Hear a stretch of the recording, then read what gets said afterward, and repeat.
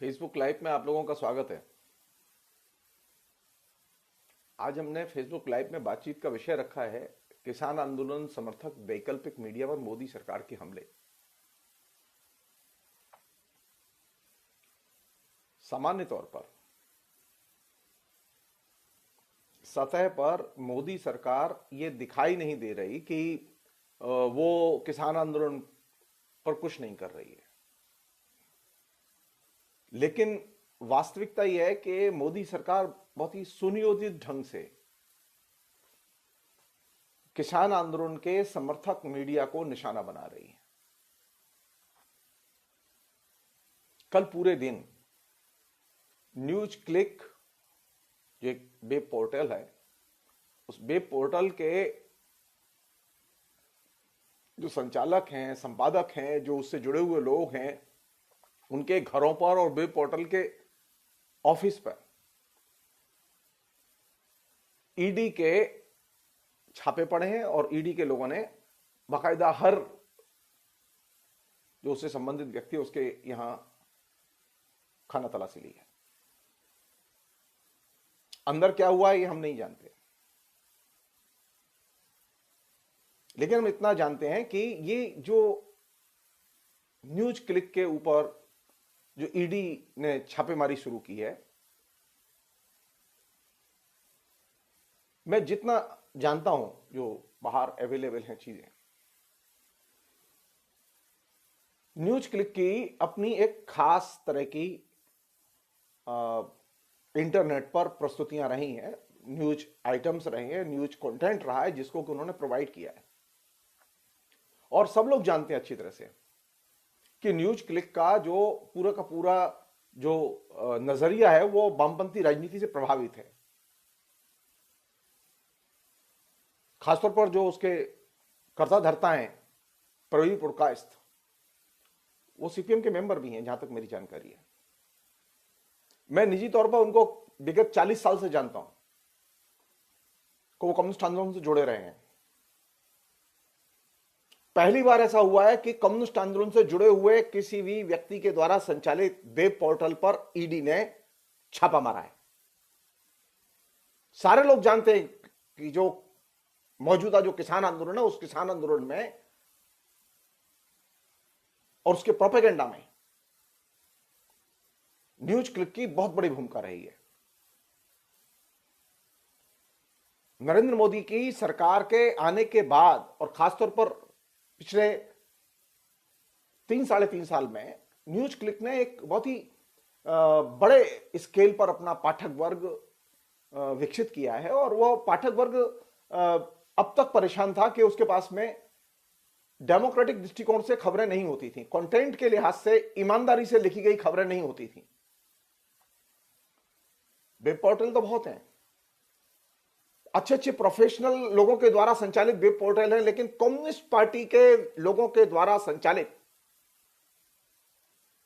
यह पहली web portal है जिस पर के ईडी ने छापा मारा है। और यह आश्चर्य की बात है कि किस बात बिना पर छापा मारा है। जो बाहर खबरें हैं अवेलेबल, मैं उसके आधार पर बात कर रहा हूं, मेरी किसी से बात नहीं हुई है। किसी ने कहा, किसी ने शिकायत की कि इनके पास में विदेशी धन आ रहा है, मनी लॉन्ड्रिंग का पैसा आ रहा है, इसलिए ईडी ने छापा मारा।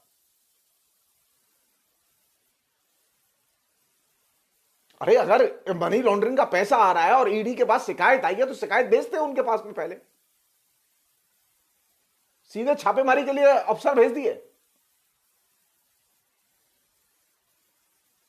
कोई प्रमाण है, कोई चीज है ऐसी जिसके ग्राउंड पर वे मूव कर रहे हैं तो ये तहकीकात की जा सकती थी।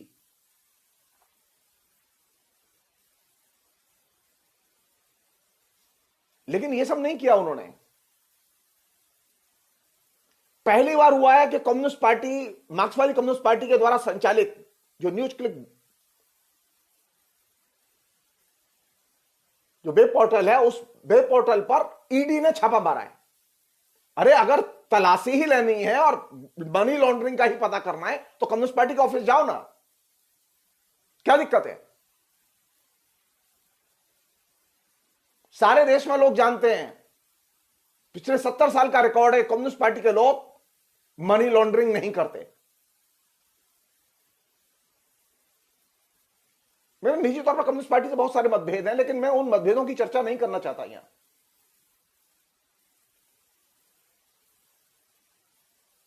प्रवीण प्रकाश जो उस न्यूज क्लिक को चलाते हैं, बेइंतहा ईमानदार किस्म के और ऑनेस्ट किस्म के वैज्ञानिक हैं। हिंदुस्तान के साइंस मूवमेंट में उनका बहुत महत्वपूर्ण योगदान है। वो कोई प्रोफेशनल व्यापारी नहीं है जिन्होंने पैसा लगाया हो न्यूज क्लिक में, नहीं। चूंकि किसान आंदोलन का भारत की कम्युनिस्ट पार्टी से जुड़े हुए जो किसान संगठन है वे समर्थन कर रहे हैं, वे शामिल हैं उसमें, उसका हिस्सा है। पहली बार ऑफिशियली न्यूज क्लिक पर जो छापा है वो ऑफिशियली किसान आंदोलन का जो ऑल्टरनेटिव मीडिया के तौर पर जो नेट पर काम कर रहा था उसके ऊपर एक सीधे छापा है। खबर ऐसे पेश की जा रही है जैसे न्यूज क्लिक एक सामान्य सी वेब पोर्टल है, जैसे और वेब पोर्टल है उसी तरह वेब पोर्टल है वो। न्यूज क्लिक सामान्य वेब पोर्टल नहीं है जैसे कि और दूसरे व्यक्तियों की और संस्थाओं की बनाई हुई वेब पोर्टल है। वह कम्युनिस्ट पार्टी के लोगों के द्वारा बनाई गई वेब पोर्टल है। कम्युनिस्ट पार्टी के लोगों का, मार्क्सवादी कम्युनिस्ट पार्टी के लोगों का दिल, दिमाग और पैसा उसमें लगा हुआ है। 70 साल का रिकॉर्ड है। कम्युनिस्ट पार्टी के नेता बेदाग रहे हैं, कोई 2 नंबर का पैसा नहीं आया उनके पास।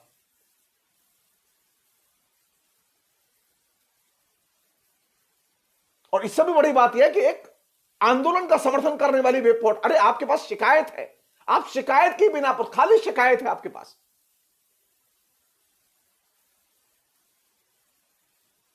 भारत सरकार डिटेल्स जारी करे। किसने शिकायत की है हम भी तो जाने।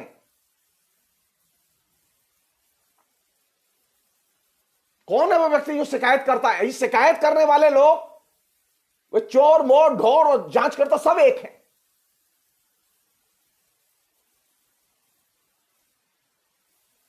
मैं आप सबके बिहाफ पर, अपने मित्रों के बिहाफ पर, ईडी ने जो ये छापेमारी किया न्यूज क्लिक के दफ्तर और उसके यहां काम करने वाले लोगों के घरों पर, इसकी निंदा करता हूं। यह साधारण घटना नहीं है। आश्चर्य की बात है कि हिंदुस्तान के किसी मीडिया घराने पर छापेमारी नहीं हुई। अरे जरा जागरण में छापा मार के दिखाए ना।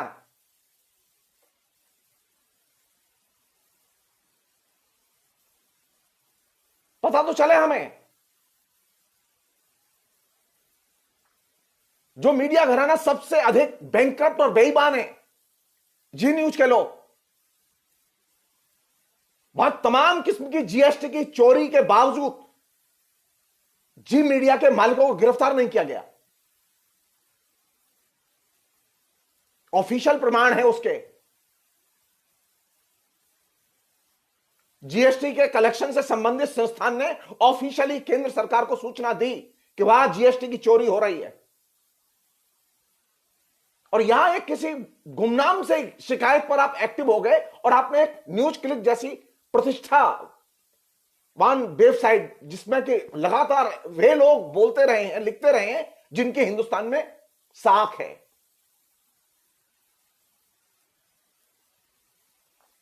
जो हिंदुस्तान के इंटेलेक्चुअल जगत के मूर्धन्य लोग हैं, जो हिंदुस्तान की वामपंथी राजनीति के मूर्धन्य लोग हैं, उसमें वे पत्रकार लिख रहे हैं जो पत्रकार अपनी लाइफ में बेदाग रहे हैं।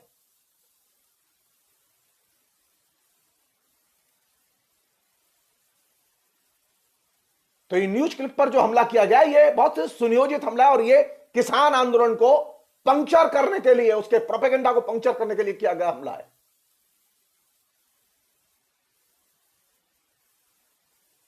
आप सारे मीडिया को आप परचेज कर सकते हैं, वो बिना किसी विज्ञापन के वो चलती है वेबसाइट, वो वेब पोर्टल बिना किसी विज्ञापन के चलता है न्यूज क्लिक, उसमें कोई विज्ञापन नहीं है। क्यों? तो कौन विज्ञापन देगा? जो विज्ञापन देगा उसके पीछे आप पुलिस लगा देंगे, ईडी लगा देंगे, सीबीआई लगा देंगे।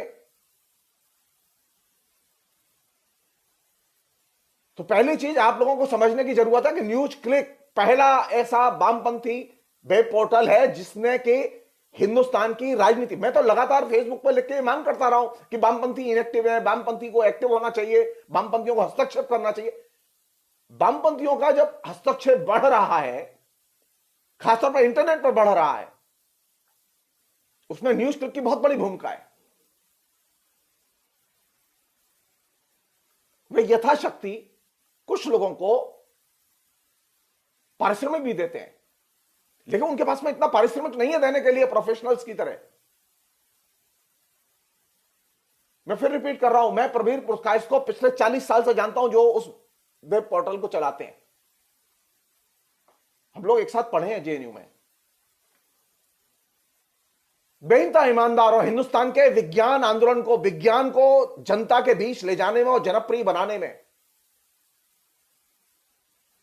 पीपुल्स साइंस मूवमेंट के निर्माण में हिंदुस्तान के में प्रवीर पुरकायस्थ की बहुत बड़ी भूमिका है।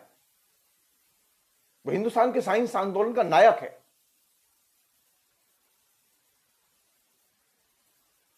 भारत सरकार एक तीर में कई शिकार करना चाहती है। नरेंद्र मोदी की सरकार,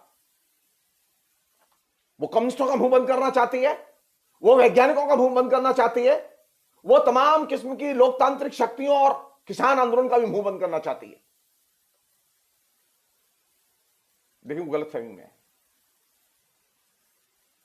मैं क्यों कह रहा हूं गलतफहमी में? कि गलतफहमी में है। 10 साल हो गए बंगाल से निकले हुए वामपंथ को, सरकार से निकले हुए। नरेंद्र मोदी की सरकार किसी वामपंथी पर कोई आरोप तय नहीं कर पाई, कोई आरोप लगा नहीं पाए, कोई सिद्ध नहीं कर पाए। ना नरेंद्र मोदी कर पाए, ना उनकी जो बी टीम है ममता बनर्जी वो कर पाई।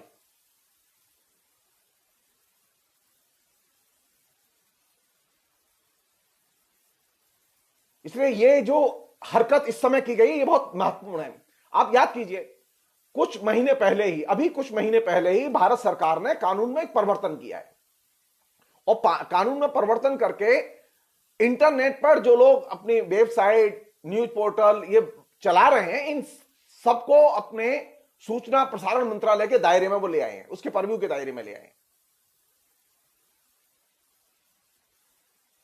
हम जानना चाहते हैं, उन्होंने जो अभी कमेटी बनाई है, 10 लोगों की जो कमेटी बनाई है, क्या उस कमेटी की कोई शिकायत है उसके कंटेंट को लेकर, किसी चीज को लेकर? वैसे तो उनको यह कमेटी बनाने की जरूरत नहीं थी और इन न्यूज पोर्टल को अपने दायरे में लाने की जरूरत नहीं थी, क्योंकि इंटरनेट एक ऐसा ऑल्टरनेटिव मीडियम है जिसको कि सरकार चाहे भी तो कंट्रोल नहीं कर सकती, चाहे लाख कोशिश कर ले। और ये जो ईडी है, प्रवर्तन निदेशालय नाम की जो संस्था है, जिसका कि सबसे अधिक दुरुपयोग इस बीच में किया गया है। मैं एक चीज और कहना चाहता हूं आपसे। मैंने जब ये न्यूज क्लिक वाली खबर पढ़ी इंटरनेट पर, बेहतर तो ये होता कि मैं आपसे जो अभी बात कर रहा हूं, मैं न्यूज क्लिक में जो प्रवीर पुरकायस्थ से एक बार मेरी अगर बात हो जाती उसके बाद मैं करता तो बहुत अच्छा रहता। लेकिन मेरा दुर्भाग्य है कि मेरे पास उनका नंबर ही नहीं। वो मेरे बहुत अच्छे दोस्त हैं, लेकिन मेरा नंबर नहीं उनका। प्रवीर पुरकायस्थ कितना मेधावी, आप इसी समझ लीजिए। जवाहरलाल नेहरू विश्वविद्यालय में उस लड़के ने अपने पढ़ाई के दौरान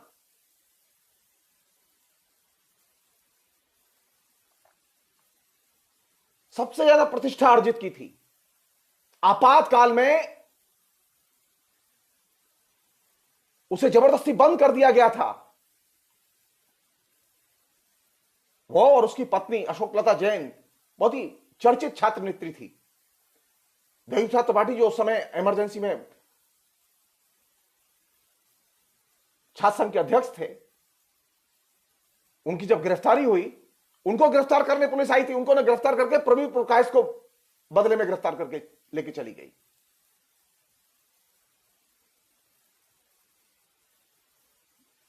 कोइंसिडेंट देखिए, अभी नरेंद्र मोदी की सरकार जो सबसे ज्यादा अधिनायकवादी रवैया अपनाए हुए है, उसने पहली बार फिर ऐसे व्यक्ति को टारगेट किया है जो पहले आपातकाल का शिकार हुआ और अभी समय नरेंद्र मोदी का शिकार हुआ है।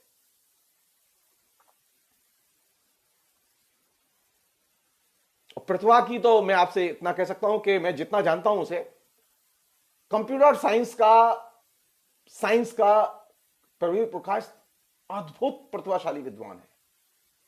उसने लिखा बहुत कम है, लेकिन अद्भुत प्रतिभाशाली विद्वान है। हम लोग चर्चा करते थे, आज भी ये प्रतिष्ठित लोगों में आज भी ये चीज जानते हैं लोग, साइंस के लोग जानते हैं। 3 लोग, दिनेश अग्रवाल, डी रघुनंदन और प्रवीण पुरकायस्थ, ये 3 लोगों की जो तिकड़ी थी, ये हिंदुस्तान के पीपुल साइंस मूवमेंट की लीडरशिप की तिकड़ी थी, वो आज भी है।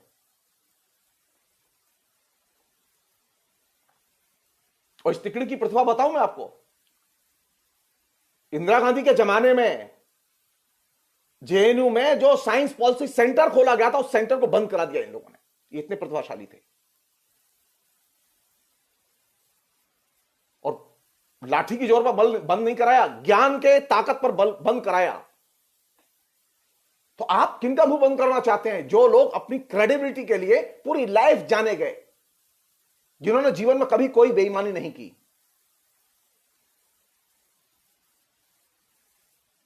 हमेशा जनतांत्रिक आंदोलन का समर्थन किया, ऐसे लोगों के ऊपर अब निशाना बनाया जा रहा है।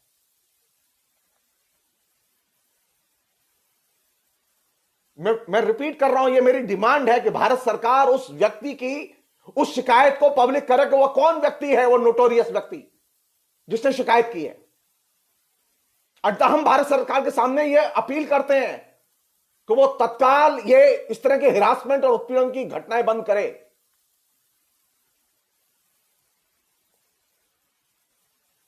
अरे आपसे अमेरिका के लोग कह रहे हैं, अमेरिका के सांसद कह रहे हैं, ब्रिटेन के सांसद कह रहे हैं, हिंदुस्तान के सांसद कह रहे हैं कि आप लोकतांत्रिक मान्यताओं और मूल्यों का पालन कीजिए। लेकिन आप सीधे सीधे लोकतांत्रिक मूल्यों और मान्यताओं का पालन करने की बजाय आप ईडी और सीबीआई का इस्तेमाल कर रहे हैं।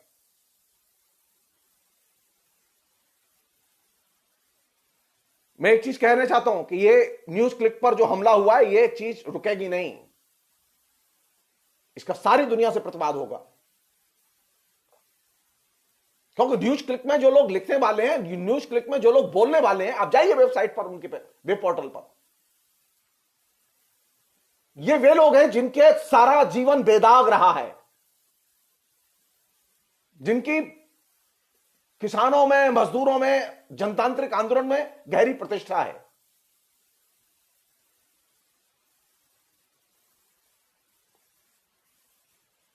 और शिकायत करने वाले लोग 2 कड़ी के लोग, जिनकी कोई क्रेडिबिलिटी नहीं है, उनकी शिकायतों के आधार पर आप इन्फोर्समेंट डायरेक्टोरेट को आप इस्तेमाल कर रहे हैं कि लोग किसान आंदोलन का समर्थन न करें।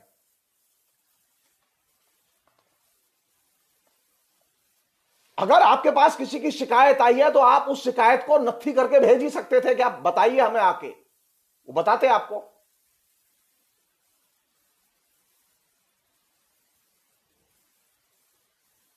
याद कीजिए 2018 में क्विंट जो वेब पोर्टल है, राघव बहल जिसे चलाते हैं, वे राघव बहल जो न्यूज 18 जो नेटवर्क है, जिसे CNN हम वगैरह हम कहते थे, उसके वो प्रमुख कर्ता धर्ता थे। एमजे अकबर की घटना जिस समय घट रही थी, उस समय राघव बहल के पोर्टल पर हमला बोला गया था।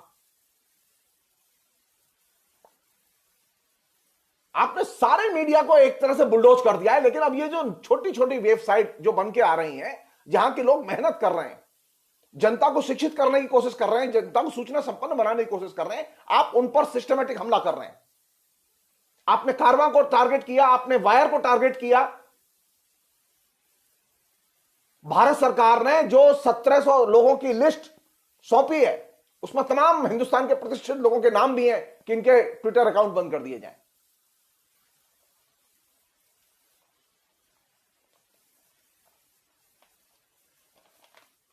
जरा भारत सरकार बताए, क्विंट पर जब उन्होंने छापे मारे थे 2018 में, क्या मिला उनको?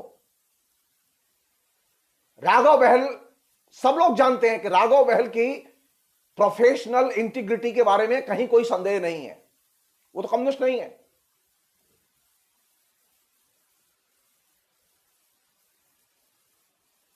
हां, एक है चीज उसके अंदर एलिमेंट है कि वह आदमी डेमोक्रेसी को बेइंतहा प्यार करता है।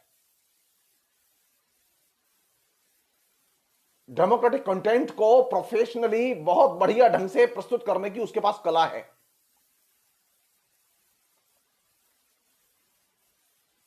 नरेंद्र मोदी को ऐसे लोग पसंद नहीं है। 2018 में छापे मारे थे, 2021 चल रहा है। नरेंद्र मोदी सरकार बताए कि 2018 में जो छापे मारे उसमें क्या मिला था ऐसा जिसकी वजह से छापे मारने पड़े आपको? अरे वेब पोर्टल के लोग, छोटी सी दुनिया होती है उनके पास में, कुछ ज्यादा होता नहीं है, छोटा सा स्टाफ होता है उनका। एंकर की दुनिया में अवसार शर्मा एक बहुत छोटा सा नाम है।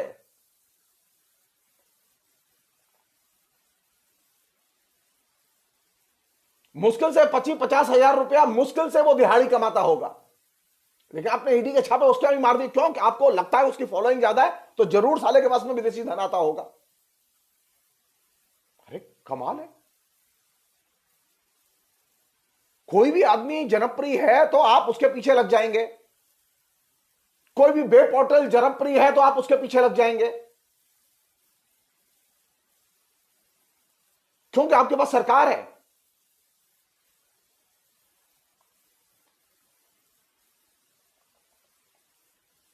एक अन्य चीज जो कि इससे भी ज्यादा जरूरी और बड़ी है, वो ये कि आखिर ये इस तरह की घटनाएं क्यों कर रहे हैं। देखिए, पहली चीज तो ये कि नरेंद्र मोदी बहुत ही भयानक रूप से फ्रस्ट्रेटेड है और उनकी सरकार पूरी तरह से फ्रस्ट्रेटेड है इस समय, क्योंकि किसान आंदोलन और उसके प्रोपेगेंडा ने नरेंद्र मोदी के द्वारा जो आभा मंडल नरेंद्र मोदी का बनाया था उसको एक सिरे से चुनौती दी है और उसमें कीलें गाड़ दी हैं। अब वो धीरे धीरे उसकी हवा निकलने लगी है। सारी दुनिया जान गई है कि नरेंद्र मोदी की पूरी सरकार फेक प्रोपेगेंडा पर चल रही है।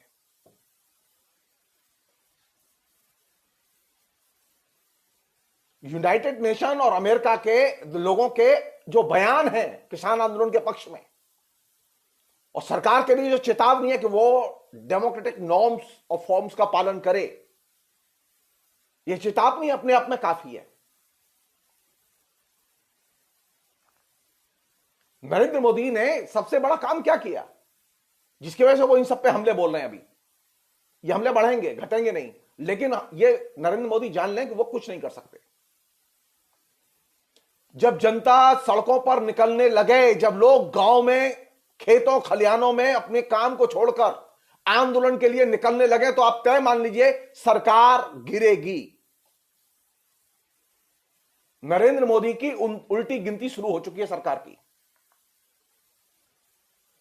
नरेंद्र मोदी अपनी सरकार बचा नहीं सकते, सरकारें गिरेंगी, नरेंद्र मोदी की गिरेगी, तय है।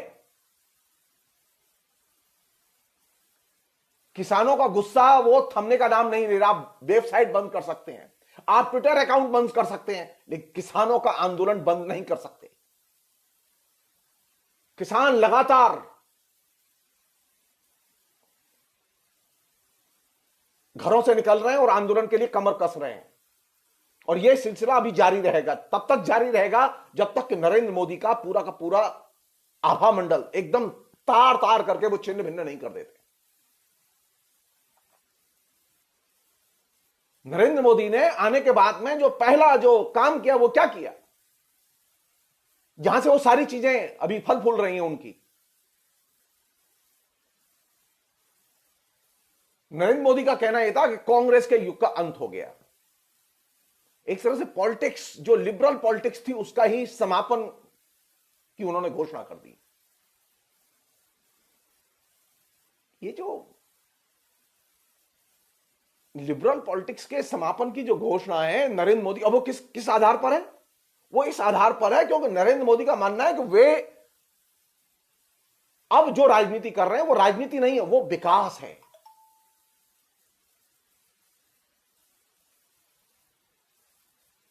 और ये विकास का काम वो जो कर रहे हैं, उस विकास के दौर में किन की जरूरत है? हमें विशेषज्ञों की जरूरत है।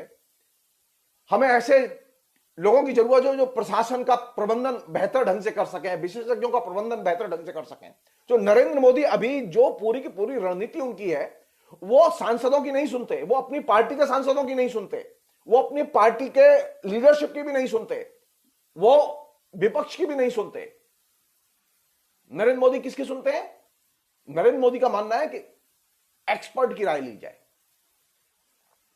और बेहतर एडमिनिस्ट्रेशन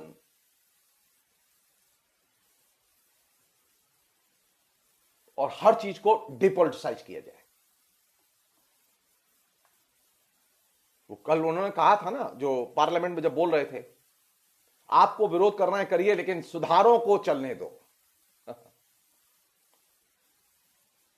यानी सिस्टम को, राजनीति से दूर रखो। उनके जो भक्त हैं, जो फेसबुक और दूसरे जगहों पर एक्टिव हैं, वो बार बार क्या कहते हैं? नरेंद्र मोदी का जो विरोध हो रहा है वो राजनीति के कारण हो रहा है।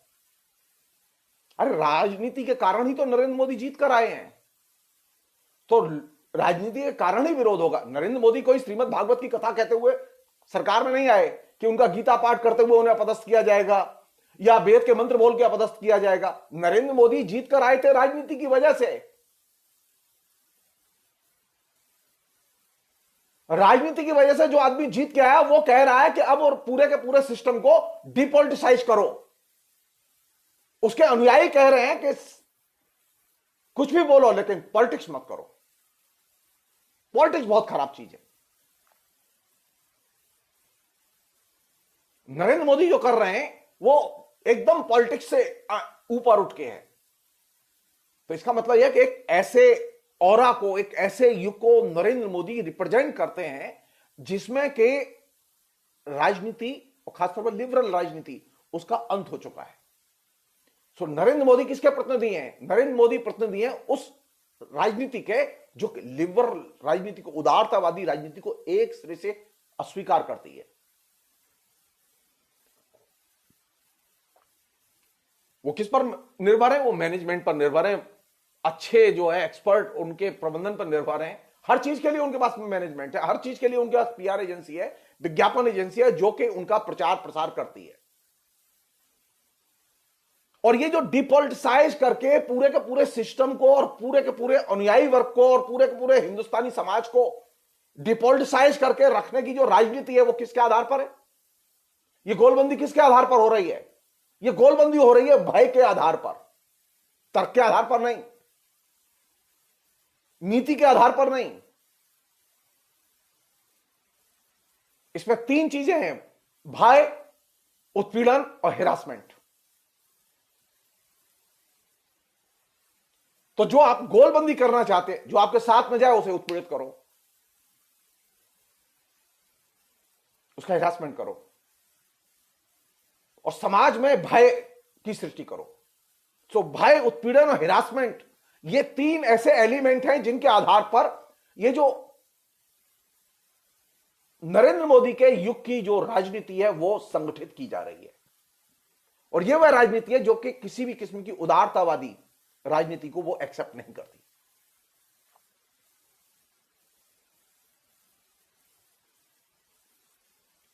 अब वो चाहे नागरिक बिल हो, जो कि पिछली बार जिस पर हंगामा हुआ, शाहीन बाग आंदोलन जिसे हम लोग जानते हैं, नागरिक बिल हो या क्राइम हो, रेप की घटना हो,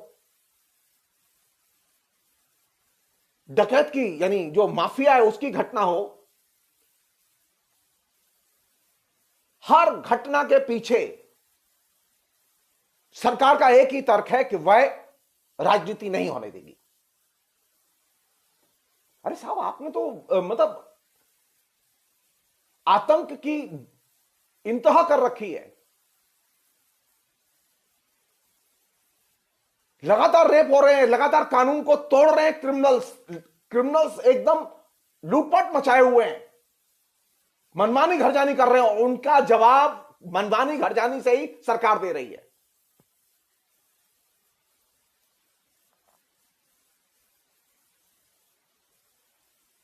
हर चीज के पीछे नरेंद्र मोदी कोई भी चीज करें, कोई भी एक्शन करें, कोई भी चीज नीचे दो चीजें साथ साथ चलती हैं। एक तो यह कि आप इसे पॉलिटिसाइज मत कीजिए, और दूसरा पैरेलल, भाई अगर खिलाफ बोले तो सरकार अंदर डाल देगी।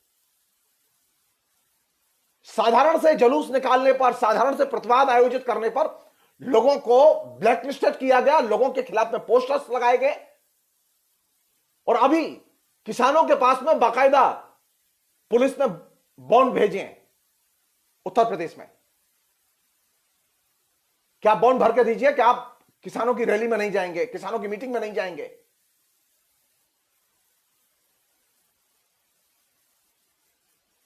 तो आप डिपॉलिटिसाइज करने के लिए, अगर लोग वैसे डिपॉलिटिसाइज नहीं हो रहे तो आप उन्हें उत्पीड़ित करते हैं, आप उसे आतंकित करते हैं, आप उनका हिरासमेंट करते हैं, और फिर आप लोगों के दिमाग में क्या चीज बैठाते हैं, ये सारी चीज करके आप कहते हैं मैं पॉलिटिकली करेक्ट हूं। देख नहीं रहे हो मुझे? अरे पॉलिटिकली करेक्ट है तो लोगों को काम करने दो, संविधान का पालन करो, जो इंडियन पेनल कोड है उसका पालन करो। अगर कोई अपराध करे तो हर अपराध का इंडियन पेनल कोड में कानून है, लेकिन आपके पास तो एक ही कानून है, आपको तो इंडियन पेनल कोड के कानूनों से कोई लेना नहीं। आप तो सिर्फ कुछ भी करे राजद्रोह में डालो, यूएपीए में डालो। यह कौन सा तरीका है? यह कौन सा तरीका है? तो ये जो डिपॉलिटिसाइज करने की जो पॉलिटिक्स है, जिसके पीछे भय की राजनीति, जिसके पीछे हिरासमेंट की राजनीति, जिसके पीछे मैं करेक्ट, पॉलिटिकली मैं करेक्ट, ये सेंस,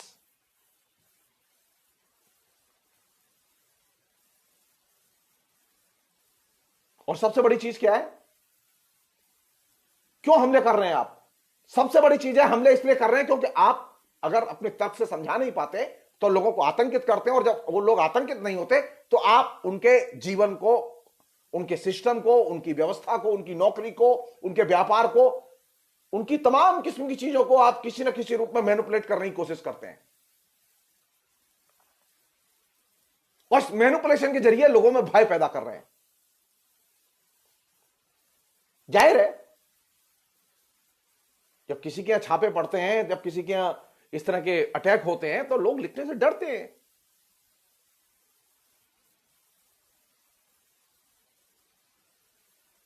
नए नागरिकता बिल को जब पेश किया गया तो उस समय भय था, और भय को ही लोगों ने चुनौती दी। और अब भी किसान जो 3 कानूनों का विरोध कर रहे हैं उनके अंदर भय है, वो आतंकित हैं, वो उस भय का प्रत्युत्तर दे रहे हैं।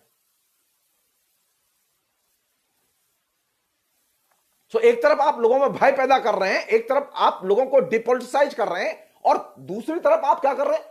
भारत की सांस्कृतिक और ऐतिहासिक अस्मिता, उसका जो गौरव है उसको याद करो। अरे भारत का गौरव जो है वो उजड्डों का और संस्कृतिहीन लोगों का गौरव नहीं है। उजड्डता को संस्कृति नहीं कहते, घृणा को संस्कृति नहीं कहते।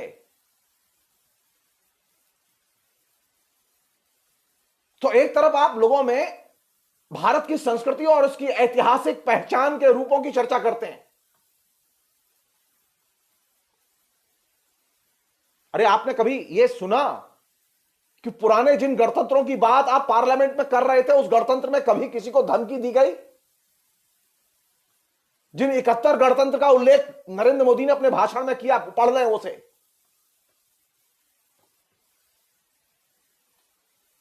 तो आप साधारण जनता को भय से कंट्रोल करना चाहते हैं, हिरासमेंट के जरिए कंट्रोल करना चाहते हैं।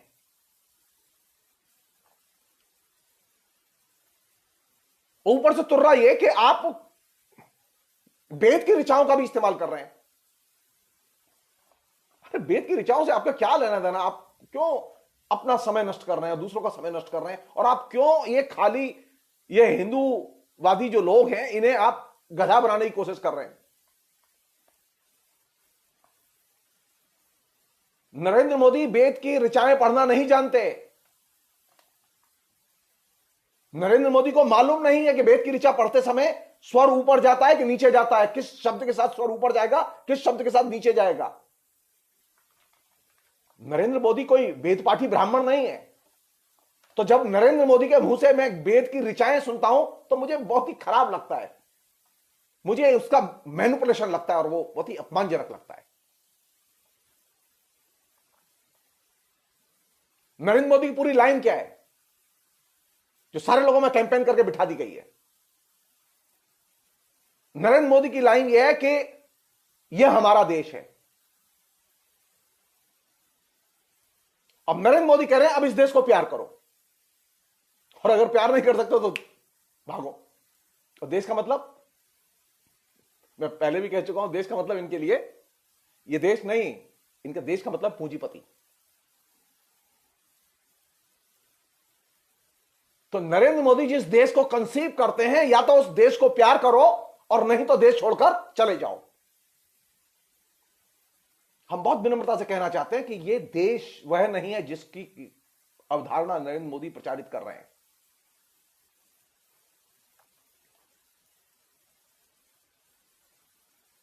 नरेंद्र मोदी की पूरी पॉलिटिक्स में जो पॉलिटिकल मॉडल है, जिसको नरेंद्र मोदी ने कैंपेन किया हुआ है, जिसके आधार पर ये सारी दुर्घटनाएं हो रही हैं, अगर आप उस मॉडल को नहीं जानते तो आप नरेंद्र मोदी से लड़ नहीं सकते। हम लोगों की सबसे बड़ी असुविधा जो है वो ये है कि हम लोगों में राजनीतिक शिक्षा दीक्षा का उस तरह से प्रचार प्रसार नहीं हुआ। आंदोलन हो रहे हैं तो कुछ इस बहाने बातचीत हो रही है, तो बहुत सारी चीजें खुल रही हैं, क्योंकि आंदोलन में ही लोगों के संस्कार बनते हैं और डेमोक्रेटिक संस्कार बनते हैं। नरेंद्र मोदी की जो राजनीति है, जिस राजनीति को नरेंद्र मोदी रिप्रेजेंट करते हैं, उस राजनीति के मॉडल में अन्य के लिए, अदर्स के लिए कोई जगह नहीं है। आप भूल जाइए अदर्स को।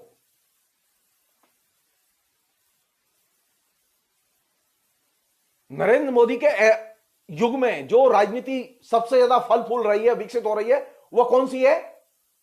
जो कि अदर्स का अपमान करती है, अदर्स की उपेक्षा करती है, अदर्स पर हमले करती है।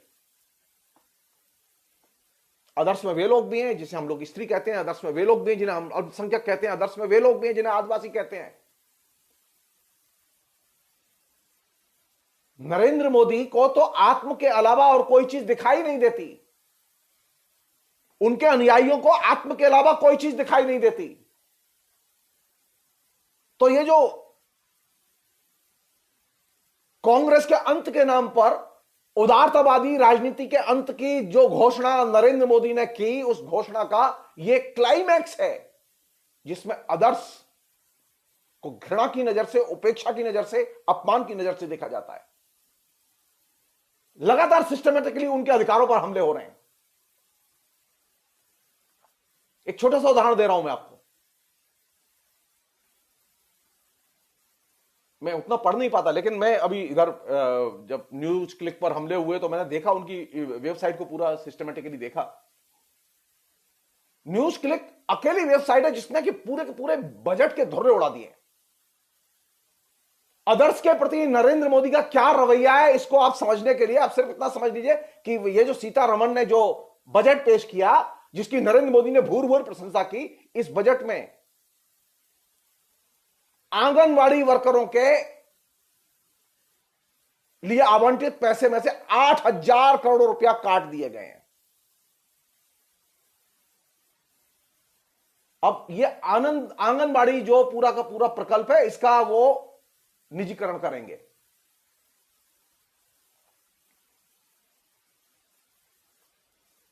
मैं समझ सकता हूं नरेंद्र मोदी गुस्सा किस बात पर होते हैं।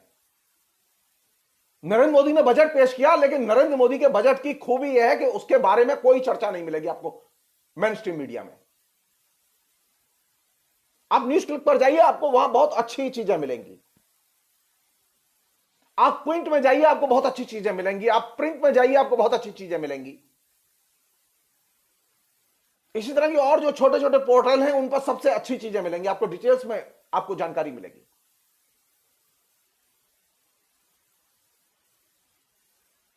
तो नरेंद्र मोदी ने जो नई जो राजनीति शुरू किया है, नई राजनीति की ब्यूटी क्या है, इसमें अदर्स के लिए कोई जगह नहीं है।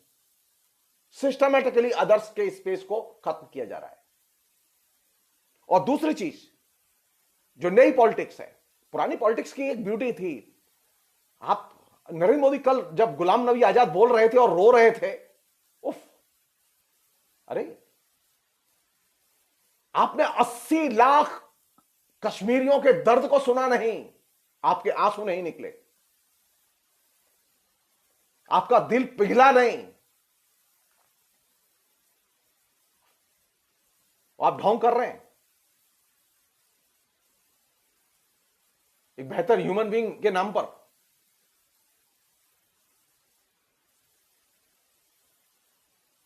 जी नहीं।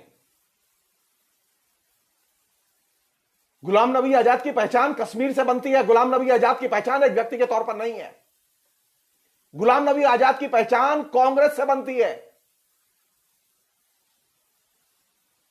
कांग्रेस के प्रति तो आपके अंदर घृणा भरी हुई है।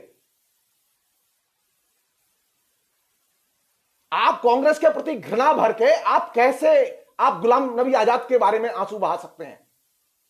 गुलाम नबी आजाद आरएसएस का मेंबर नहीं था, वो आगे भी नहीं होगा आरएसएस का मेंबर।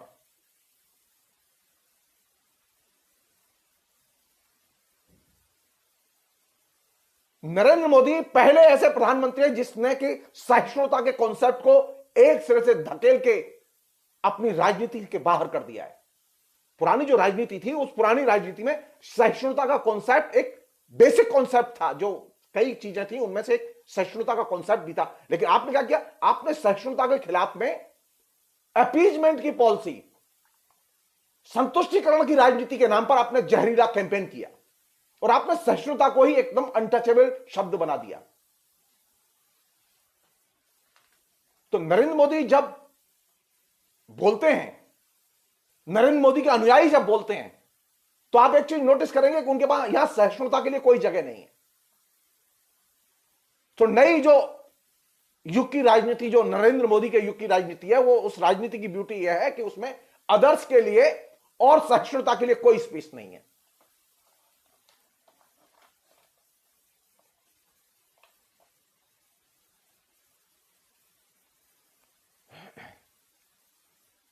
और जो सबसे महान चीज जो नरेंद्र मोदी ने दी है इस पॉलिटिक्स में, वो ये कि मनुष्य और मनुष्यत्व को उसने एकदम तिलांजलि दे दी है। किसान अपने अस्तित्व की बात कर रहे हैं, नरेंद्र मोदी उनकी आमदनी की बात कर रहे हैं कि तुम्हारी आमदनी दुगनी होगी। अब आप सोचिए, मनुष्य का और किसान की पहचान और किसान के अस्तित्व का महत्व है या उसके लिए आमदनी का महत्व है?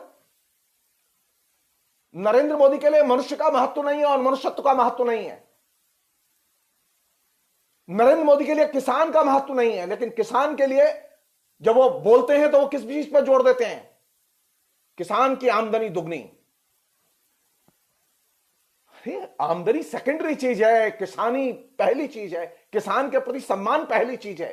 आप एक पैसा किसानों का न बढ़े, लेकिन अगर आप बॉर्डर पर चले जाते और हाथ जोड़कर उनसे अनुरोध करते कि मैं आपकी बात मानूंगा, आप उठ जाइए, आप छोटे हो जाते। आपके किसान का महत्व नहीं है, आप किसान को और मनुष्य को महत्व नहीं देते। नरेंद्र मोदी के युग को अगर आप पहचानना चाहते हैं तो आप इसे डिकोड कीजिए। नरेंद्र मोदी की राजनीति मनुष्य और मनुष्यत्व को अस्वीकार करती है। नरेंद्र मोदी के लिए उत्पादन महत्वपूर्ण है, मजदूर महत्वपूर्ण नहीं है। नरेंद्र मोदी के लिए मुनाफा और जीडीपी महत्वपूर्ण है, लेकिन जनता और जनता के सुख दुख महत्वपूर्ण नहीं है। छी, नरेंद्र मोदी के युग की राजनीति कहां से देखेंगे? यहां से देखिए कि मनुष्यत्व का और मनुष्य का संकुचन हुआ है या उसका विस्तार हुआ है। नरेंद्र मोदी ने पिछले 7 साल में मनुष्य और मनुष्यत्व को राजनीति से खदेड़ दिया है।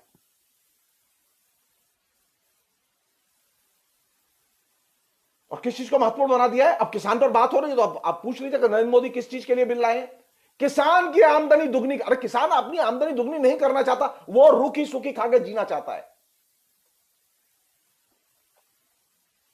लेकिन नरेंद्र मोदी को तो किसान से कोई लेना देना नहीं है, वो तो आमदनी पे है, आमदनी पे जोर है उनका।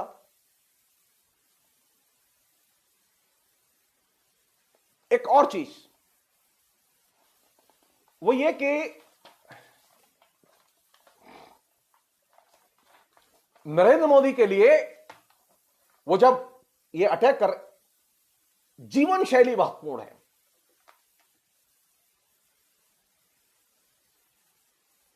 और वो किसान की भी पहचान को बदल देना चाहते हैं। किसान की पहचान क्या होगी?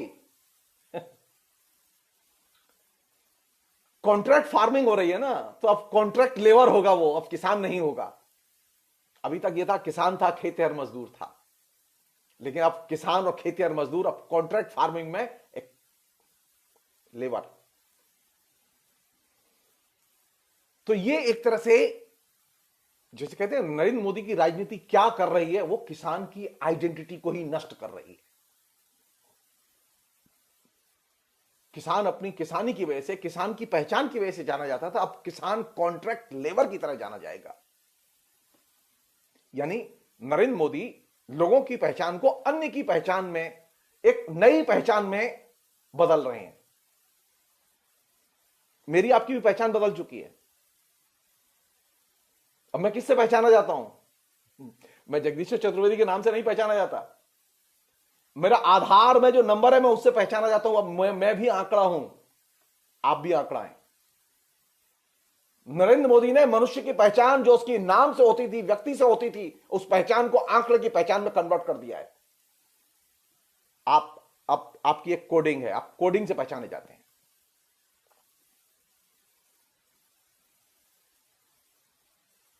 और क्या किया है? आप महान बातों के बारे में सोचना बंद कर दीजिए, महान चीजों के बारे में कल्पना करना बंद कर दीजिए। किसके बारे में सोचें? Double income. सिर्फ दाल रोटी के बारे में सोचो। हम पहले सोचते थे कि भारत तरक्की करेगा तो किस दिशा में जाएगा। अब स्थिति यह है कि अब दाल रोटी कहां से आएगी, कैसे आएगी। तो नरेंद्र मोदी ने पूरी की पूरी पॉलिटिक्स और सोसाइटी का पैराडाइम शिफ्ट कर दिया है। नरेंद्र मोदी के युग की जो राजनीति है, वो राजनीति बड़े सपने, परिवर्तनकारी सपने, आधुनिक हिंदुस्तान बनाने के सपने देखने की राजनीति नहीं है, बल्कि नई जो पॉलिटिक्स जो नरेंद्र मोदी ने शुरू की, वो किस बात की है? दाल रोटी। दाल रोटी खाओ, हरि के गुण गाओ, बस। इससे ज्यादा कोई कल्पना तुम्हारे जीवन में नहीं आनी चाहिए। और अपनी जान बचाने के बारे में सोचो। अगर ज्यादा बकवास करोगे तो तय मानो राजद्रोह में, यूएपीए में अंदर जाओगे। तो सारे लोगों में एक ही भीड़ की तरह चिंता चेतना पैदा हो गई है कि भैया अपनी किसी तरह से दाल रोटी बचाओ, नौकरी बचाओ, किसी तरह से जो मिल जाए, जैसी भी मिल जाए नौकरी ले लो, औने पौने दाम पर मिल जाए ले लो। नहीं, इस पॉलिटिक्स के लिए हमने नरेंद्र मोदी को नहीं चुना था। नरेंद्र मोदी ने एक सिरे से, अब लोग हंसी उड़ाते हैं ना, हम लोग पहले बात करते थे, क्रांति की बात करते थे, समाजवाद की बात करते थे। क्रांति और समाजवाद की बात करते हुए हम इंडस्ट्रियल रिवॉल्यूशन में दाखिल हुए, लेकिन महान विचारों के बारे में और महान सपनों के बारे में सोचने की बजाय जब हम जीवन शैली के और खासतौर पर अपनी दाल रोटी के सपने के बारे में सोचने लगे, तो हमारी स्थिति क्या हुई? भारत बहुत पिछड़ा हुआ था। भारत में कुछ नहीं था, लेकिन भारत के पास में गांधी थे और भगत सिंह थे, क्योंकि भारत के पास एक सपना था। भगत सिंह एक सपना देखते थे, गांधी एक सपना देखते थे, सुभाष चंद्र बोस एक सपना देखते थे, पंडित नेहरू के पास अलग सपना था। लेकिन आज के नौजवानों, आज के राजनेताओं के पास तो कोई सपना ही नहीं होता। किसी तरह संसद पहुंच जाए, किसी तरह एमएलए हो जाए, और नागरिक के लिए सिर्फ यही है कि तेरी किसी तरह से नौकरी लग जाए। बड़े सपनों के बारे में सोचना बंद कर दो। महान चीजों के बारे में सोचना बेकार की चीज है, और यह फालतू समय खर्च करना है।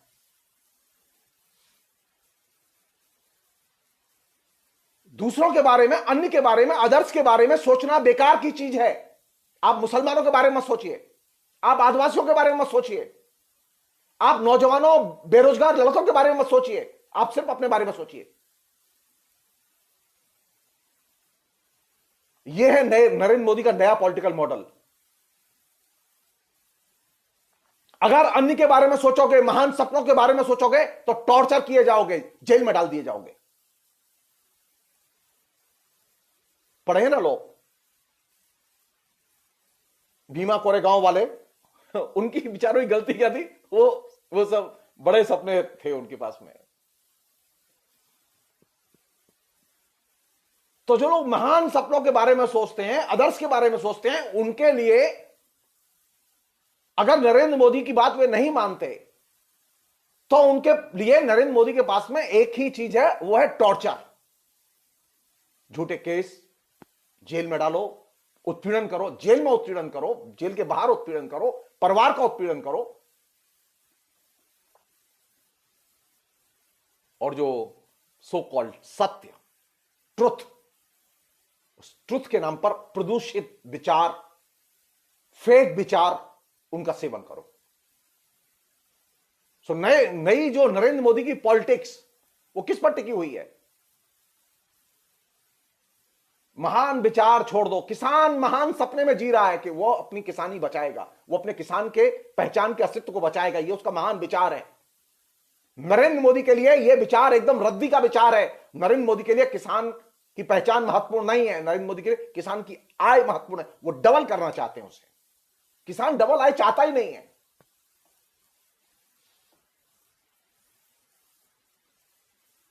तो खाएंगे क्या? खाएंगे आप प्रदूषित विचार सत्य के नाम पर।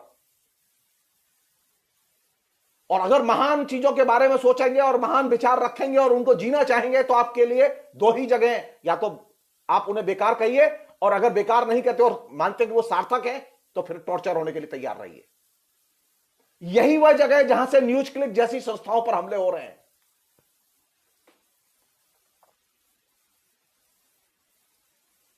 क्योंकि वे टॉर्चर का और उत्पीड़न का, इस तरह के हिरासमेंट के अस्त्र का वे इस्तेमाल इसलिए कर रहे हैं कि वे आपको थोड़ा सा रास्ते पर ला सकें। आप अच्छी तरह जानते हैं, जब आदमी का एक बार टॉर्चर शुरू हो जाता है और उसकी खबरें बाहर जाती हैं, तो लोगों में दहशत होती है, भय पैदा होता है, और बड़े बड़े ताकतवर लोग बेचारे सरेंडर कर जाते हैं।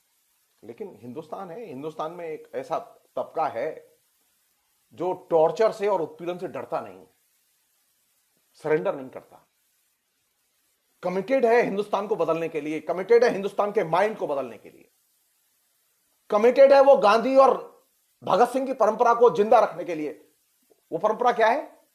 वो परंपरा है महान विचारों के बारे में सोचो, महान विचारों का प्रतिपादन करो और जनता से कहो कि वह महान सपने देखे। आप तो चाहते हैं कि सपने देखना बंद कर दे, खाली रोजी रोटी की चिंता करे। तो अगर मुझसे आप पूछें कि नरेंद्र मोदी ने सबसे बड़ा गिफ्ट क्या दिया इस समाज के लिए, तो यह गिफ्ट दिया कि आप सपने देखना बंद कर दें, समाज बदलेगा इसके बारे में सोचना बंद कर दें। आप सिर्फ ये सोचिए कि आप दाल रोटी कैसे खाएंगे, दाल रोटी कैसे आएगी।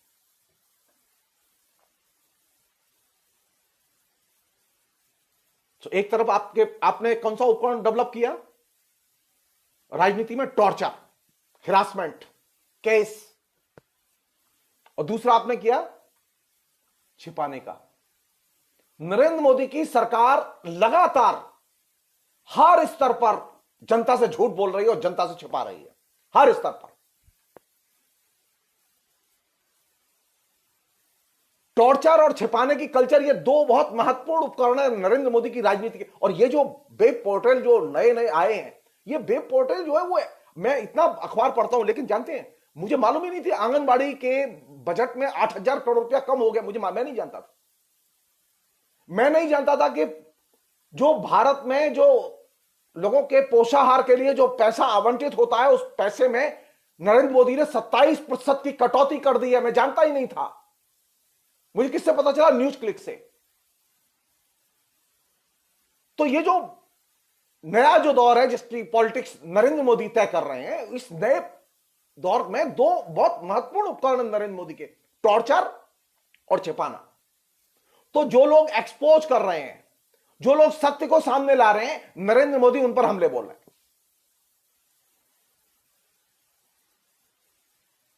नरेंद्र मोदी का पूरा तर्कशास्त्र और टॉर्चर और छिपाने, इन दो पर टिका हुआ है।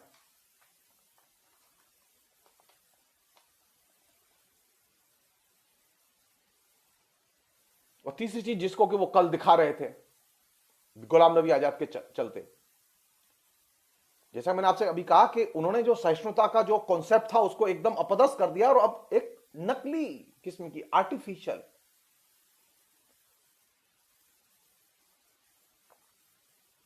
आंसू, वो सहिष्णुता नहीं है, वो नकली आंसू, हो सकता है वो असली भी हो, क्वाइट पॉसिबल। हम तो उस समय भी दुखी हुए थे जब आरएसएस के लोगों को आपातकाल में बंद किया गया था।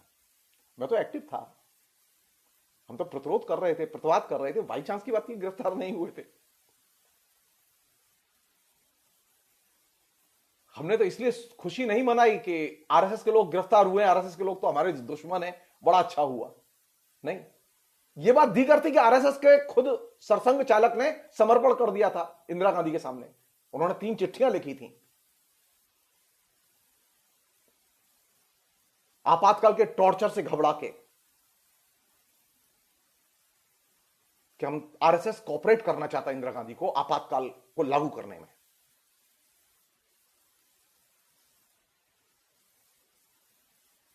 हमने तब भी जो लोग उत्पीड़ित हुए थे उनके साथ में सहानुभूति व्यक्त की थी और उनके साथ में कंधे से कंधा मिला के लड़ाई लड़ी थी। किस बात से दुखी हुए थे हम? नरेंद्र मोदी के अगर सचमुच में गुलाम नबी आजाद को लेकर असली आंसू हैं तो हम जानना चाहते हैं कि कश्मीर की जनता को लेकर उनके आंसू क्यों नहीं निकले। भयानक उत्पीड़न हुआ है पिछले 5 अगस्त से 2019 से 370 हटाने के बाद में जो उत्पीड़न हुआ है वहां जनता का, वो अकल्पनीय है। नरेंद्र मोदी को कभी भी हमने दुख व्यक्त करते हुए और रोते हुए नहीं देखा जब 2002 के दंगे हुए और वो मुख्यमंत्री होते थे गुजरात के। नरेंद्र मोदी एक साधारण सी चीज पर अपना वक्तव्य देते हैं कि लाल किले पर जो झंडा फहरा दिया गया वो तिरंगे का अपमान है। नरेंद्र मोदी याद करें, सुप्रीम कोर्ट के ऑर्डर को, स्टेटस को मेंटेन रखा जाए। कल्याण सिंह की गवर्नमेंट यूपी में मेंटेन नहीं रख पाई और बाबरी मस्जिद विध्वंस कर दी गई। नरेंद्र मोदी को याद आया था, दुख हुआ था। बाबरी मस्जिद भी हिस्टोरिकल मॉन्यूमेंट थी।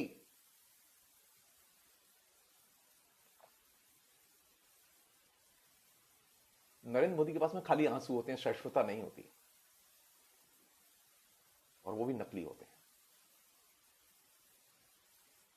हम सब लोग जानते हैं हिटलर कभी रोता नहीं है, कोई डिक्टेटर रोता नहीं है।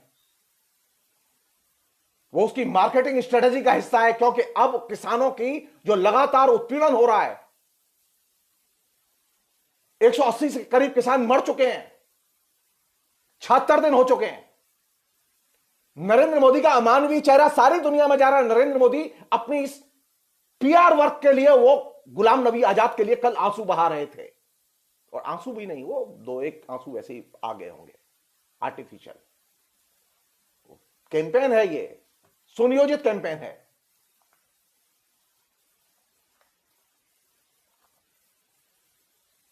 एक अन्य चीज और बहुत महत्वपूर्ण चीज, नरेंद्र मोदी जब बोलते हैं, जिसका कि बहुत ज्यादा प्रचार, वो किससे बोलते हैं? वो बोलते हैं और वही सुनते हैं, कोई नहीं सुनता उनकी। अगर सुन रहे होते तो किसान आंदोलन नहीं कर रहे होते, किसान घर जा चुके होते। नरेंद्र मोदी के भाषण को, मैं बार बार कहता रहा हूं कि नरेंद्र मोदी के भाषण को वे बोलते हैं और वही सुनते हैं। क्योंकि नरेंद्र मोदी जिस राजनीति को रिप्रेजेंट करते हैं उसमें नरेंद्र मोदी के पास में कान नहीं है। नरेंद्र मोदी जिस लिबरल पॉलिटिक्स को घृणा की नजर से देखते हैं, कांग्रेस को घृणा की नजर से देखते हैं।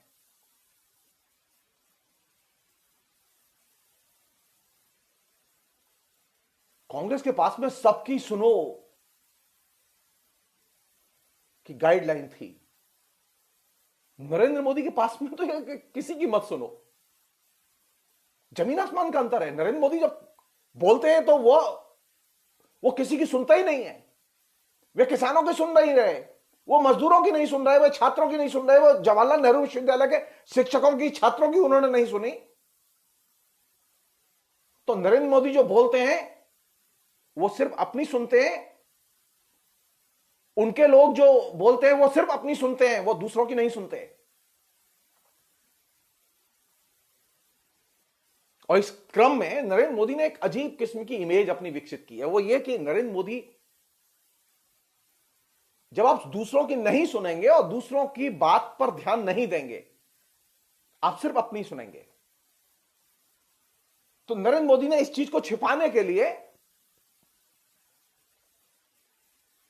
अपने को एक पीड़ित व्यक्ति की तरह, देखिए मैं कितना, मेरी कितनी निंदा हो रही है, मेरे कितना मुझे बोल रहे हैं, कितनी गालियां, आप चाहे जितनी गालियां आप दीजिए, गाली मेरे खाते में दे दीजिए, विकास चलने दीजिए। कितना महान है, वो पीड़ित होने के लिए तैयार हैं। अब तक 70 साल तक लोगों ने नरेंद्र मोदी को और आरएसएस को पीड़ित किया। उन्होंने लगातार हर व्यक्ति के जेहन में यह बात उतारी कि पिछले 65 साल के, 64 साल के डेवलपमेंट ने हिंदुओं का अपमान किया, उपेक्षा हुई, अवहेलना हुई। और यह राजनीति का दौर हिंदुओं की राजनीति का दौर है, बहुसंख्यक राजनीति का दौर है। हिंदू पीड़ित रहे और उपेक्षित रहे हैं।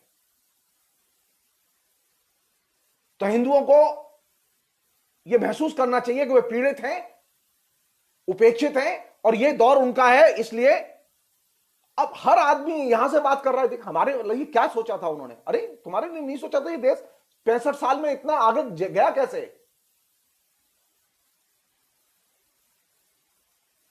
तो नरेंद्र मोदी ने और अपने अनुयायियों में स्वयं को पीड़ित होने के भाव को पुष्पित और पल्लवित किया है, और इसकी आड़ में उन्होंने सारे डेमोक्रेटिक नॉर्म्स और फॉर्म्स और मनुष्यत्व की पहचान पर हमले किए हैं।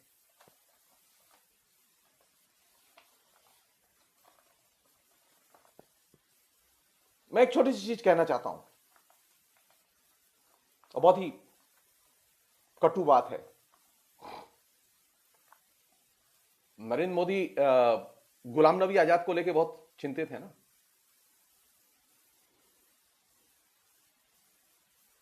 संजीव भट्ट के बारे में क्या राय है उनकी? संजीव भट्ट का जो स्टेटमेंट है वो बहुत इंपॉर्टेंट स्टेटमेंट है, जो नरेंद्र मोदी के चरित्र को उद्घाटित करता है कि नरेंद्र मोदी का अंदर चरित्र कैसा होता है जो प्रशासन में होते हैं।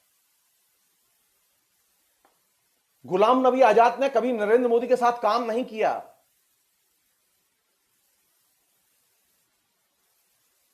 गुलाम नबी आजाद नरेंद्र मोदी को नहीं समझ सकते। संजीव भट्ट ने नरेंद्र मोदी के अंडर में काम किया था, और उसका जो स्टेटमेंट है वो बहुत भयानक स्टेटमेंट है। हम जानना चाहते हैं नरेंद्र मोदी को कहां से देखेंगे आप? नरेंद्र मोदी को उनके कामों के जरिए देखेंगे, या नरेंद्र मोदी के आंसुओं के जरिए देखेंगे,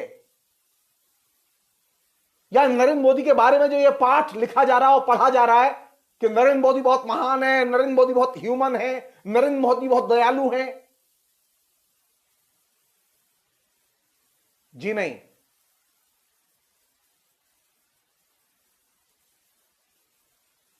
नरेंद्र मोदी को देखने के लिए आपके पास में नरेंद्र मोदी के कामों के बारे में एक सही समझ होनी चाहिए।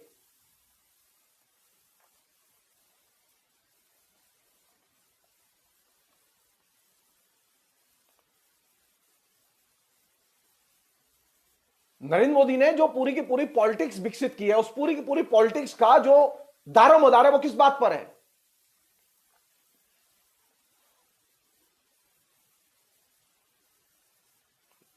नरेंद्र मोदी ने बहुत ही खतरनाक ढंग से हमारे मन में जगह बना ली है। हम सबके मन में जगह बना ली है उसने। हर एक के परिवार में नरेंद्र मोदी घुस चुका है। घर घर मोदी, हर हर मोदी, घर घर मोदी।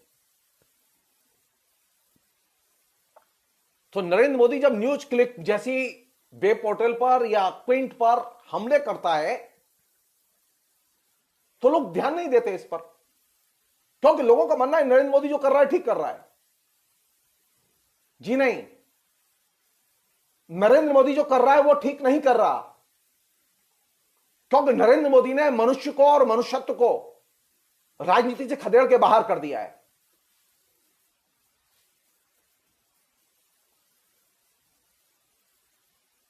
और कौन सी चीज प्रतिष्ठित कर दी है? सिर्फ रोजगार। रोजगार पहले आए ना 2 करोड़ रोजगार, आपने समझा नहीं कि रोजगार के नाम पर आपको कौन सी चीज, 2 करोड़ लोगों को नौकरी तो मिली नहीं, लेकिन कौन सी चीज अपदस्थ हो गई? हिंदुस्तान की राजनीति से मनुष्य को अपदस्थ कर दिया गया। आपको सबको लगा कि 15 लाख आएंगे, 2 करोड़ नौकरियां आएंगी, न 15 लाख आए न 2 करोड़ नौकरियां आई, लेकिन मनुष्य तो चला गया राजनीति के केंद्र से। अब किसानों के लिए डबल इनकम, अब किसान जाएंगे, वो तो खैरियत है, किसान जग गए।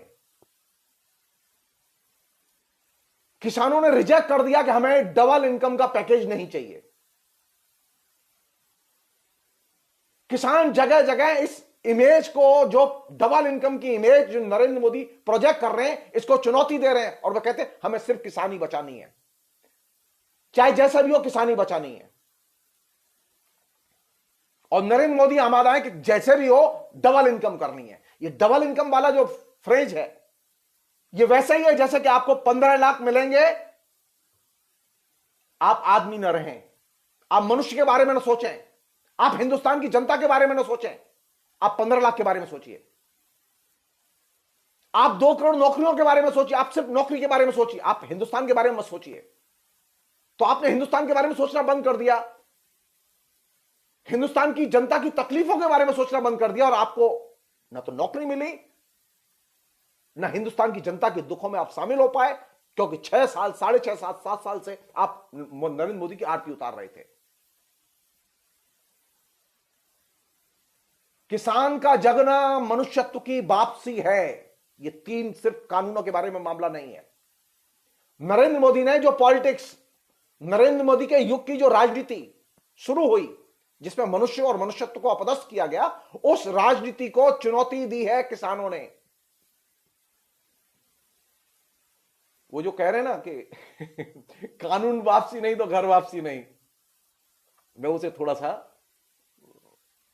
ये मनुष्य की वापसी नहीं तो घर वापसी नहीं,